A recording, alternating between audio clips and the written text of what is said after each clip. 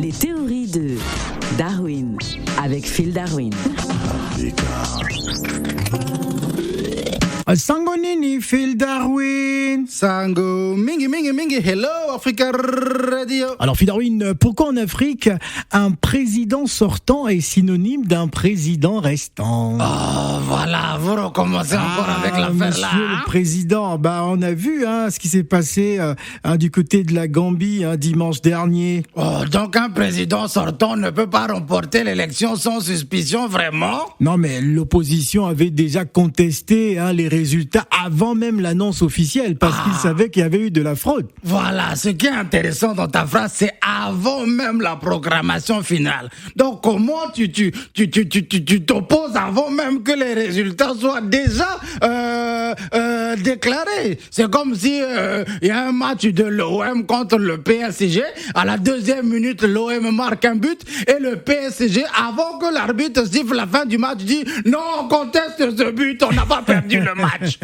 Alors c'est après une journée de suspense, une foule dense acclamée Adama Barrow, c'était dimanche dernier du côté de Banjul, la capitale gambienne.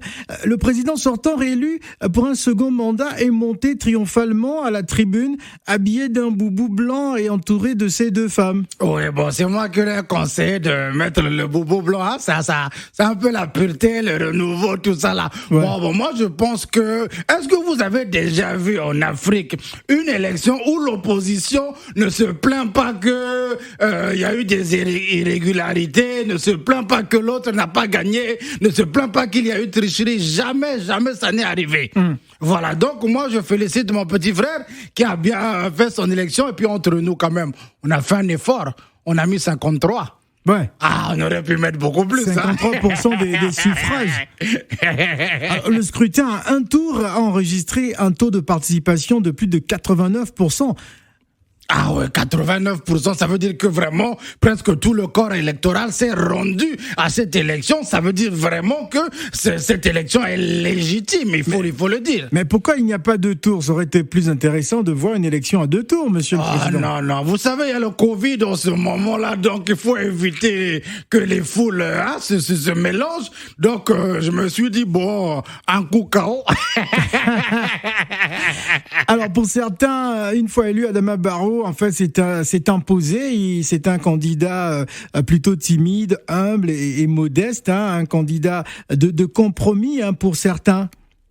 Oui, c'est un candidat de compromis parce que bon, moi je lui ai parlé de préparer déjà son 4e mandat. Il m'a dit non, 3 c'est bon, il va faire seulement 3 et il va s'arrêter. Donc je pense que c'est vraiment le candidat du compromis.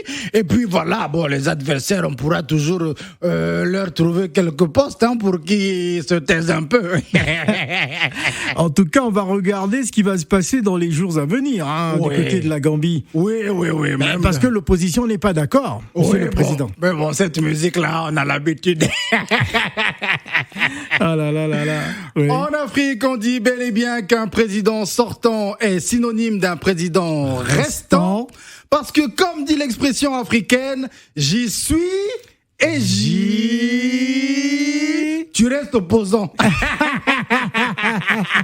Opposant n'est pas un métier, Merci, Phil. Ciao, Africa.